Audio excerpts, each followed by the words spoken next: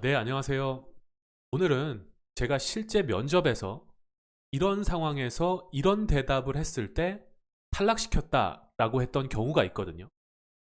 이 유형을 하나씩 분석을 하고 그 유형에 맞는 사례까지 재구성을 해서 여러분들이 이 영상 하나를 보시더라도 내가 이런 행동과 이런 답변을 하면 안 되겠구나라고 아실 수 있도록 강의 영상을 준비를 해봤습니다.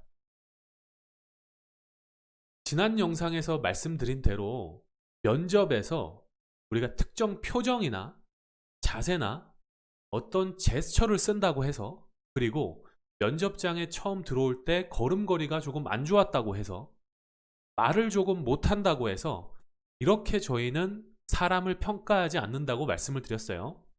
제가 지난 영상을 못 보신 분들이 계실 테니까 여기다 올려놓을게요. 오히려 현실에서 면접에서 광탈하는 경우는 특정 대답 때문에 발생하게 되는데요. 실제 사례 첫 번째는요, 답변에 일관성이 없는 경우입니다. 이게 뭐냐면 대부분 직업관, 가치관, 그리고 지원 동기 등이 내가 했던 전의 이야기들이랑 상충되는 경우를 의미하는 거거든요. 네, 첫 번째 사례를 보시면 먼저 이 지원자는 경력사원이었고요. 본인 지원 동기랑 퇴직 사유와 지원 동기, 그리고 일에 대해서 본인의 생각을 어떻게 얘기를 했냐면, 나는 지금 현재 하고 있는 일이 소비재 분야에서 되게 제한된 업무 영역을 하고 있다. 그런데 입사를 해서 다양한 품목을 다루고 싶다라는 이야기를 많이 했어요. 즉, 주된 이유가 내 업무 확장성을 주요한 포인트로 스토리를 연결을 시킨 겁니다. 그래서 저희는 그런 이야기를 많이 하고, 구체적으로 지금 다니는 회사에서 어떤 업무를 하고 있는지 프로젝트 중심으로 많은 이야기를 나눴죠. 그리고 나서 그 얘기를 잊어버릴 만한 즈음에 조금 시간이 지나서 이렇게 질문을 드려봤어요. 그러면 지원자분은 본인이 생각하기에 좋은 회사란 어떤 회사를 좋은 회사로 생각하세요? 라고 물어봤더니 워라밸을 나는 가장 중요하다고 생각을 한다고 대답을 했습니다. 그러면 저희가 받는 느낌은, 앞서는 업무 확장성과 이런 업무에 대한 즐거움을 얘기한 지원자가 뒤에서 워라밸이 바로 나온다고 하면 앞에 지원 동기와 일에 대한 생각에 대한 진정성을 의심할 수밖에 없는 겁니다. 그리고 두 번째는 여전히 마찬가지로 지원 동기 관련 얘기였는데, 본인은 지원 동기를 세계 1위의 뭔가 글로벌 회사, 그리고 혁신적인 아이템을 지속적으로 생산하고 있다. 경쟁사 대비해서 이러이런 제품들은 굉장히 뭔가 차별화되고 혁신적인 제품을 내놓고 있다라고 했어요. 그러니까 이분은 신입사원이었는데 지원 동기를 얘기할 때 내가 회사를 선택하고 내가 너희 회사에 들어가고 싶은 이유는 이렇게 혁신적이고 뭔가 생각지 못한 새로운 것들을 계속 내면서 선도적인 회사에서 일을 하고 싶다라는 게 이분의 주요 직업관이었던 거예요. 그런데 공백기 얘기를 하다 보니까 과거에 공기업을 지원했다고 하더라고요. 물론 공기업을 지원하실 수 있죠. 그 자체를 문제 삼는 건 아니고 공기업을 지원한 사실은 전혀 문제가 없는데, 그 이유를 물어봤더니 공기업은 안정적이고 일에 대한 보상이 충분했기 때문에 나는 공기업을 지원했다라고 얘기를 하시는 거예요. 이 얘기를 들을 때 저희 느낌은 마찬가지입니다. 앞뒤 얘기가 맞질 않는다는 거예요.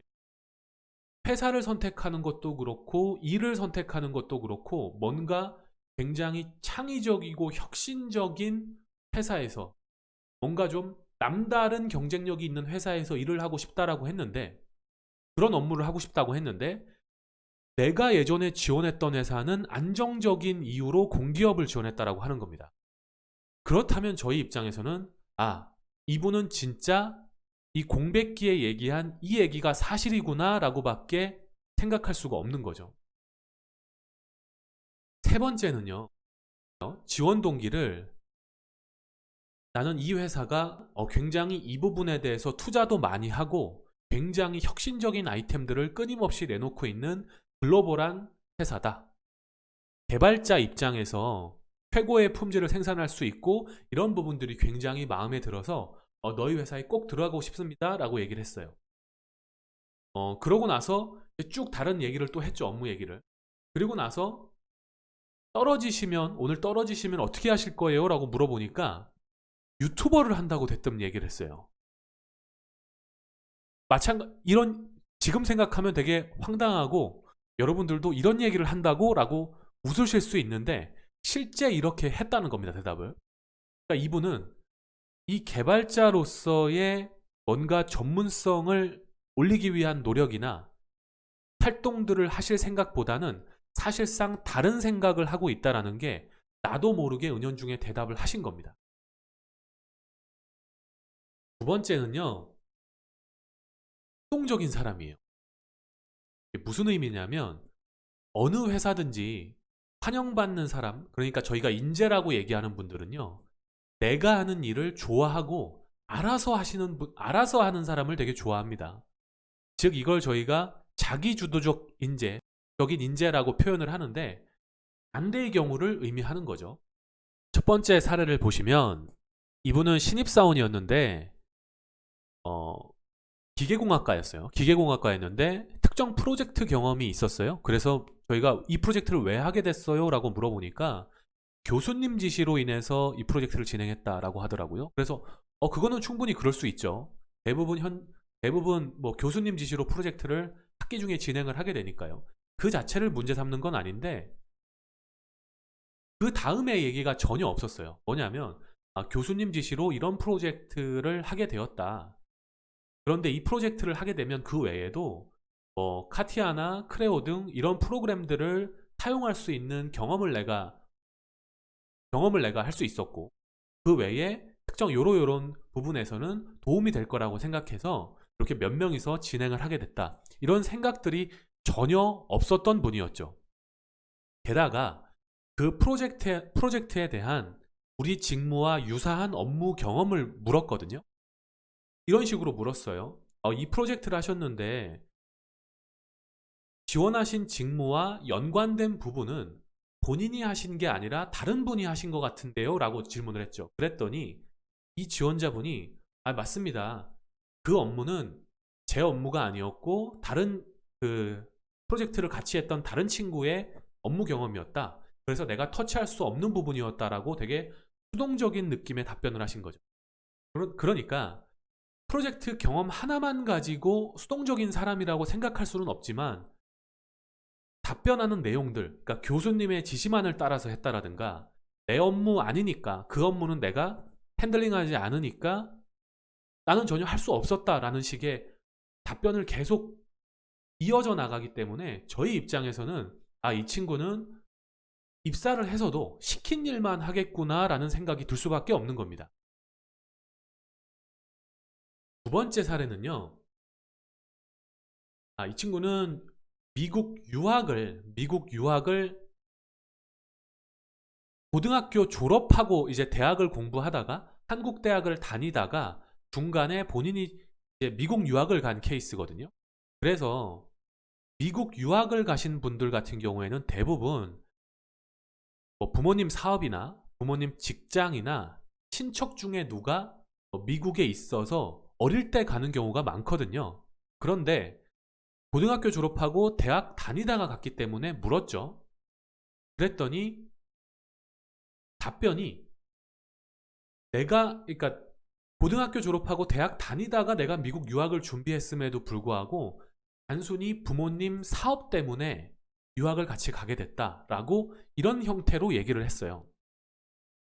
이 얘기를 저희가 들었을 때의 느낌은 속으로 어떻게 성인이 됐는데 단순히 부모님 사업 때문에 그냥 같이 함께 딸려 나갔다라는 식으로 얘기를 할 수가 있지? 라고 약간 의문이 드는 거예요. 그러니까 그 대답을 들었을 때 이것만 가지고 판단하진 않지만 좀 약간 수동적인 느낌인데? 라는 생각을 들 수밖에 없는 거죠. 그런데 그런 상태에서 그러시면 본인께서 지원자분께서 입사를 위해서 그동안 준비하신 게 뭐가 있을까요? 해외 영업을 지원하셨는데 뭐가 있을까요? 라고 질문했더니 내 어학만을 강조하신 거죠. 어학만. 토익 강조하시고 그리고 보니까 한국사 2급이 있었어요. 그러면 주로 공기업 준비하신 분들이 한국사를 따시거든요. 가산점 때문에. 그런데 이런 것들만 얘기를 했다는 겁니다.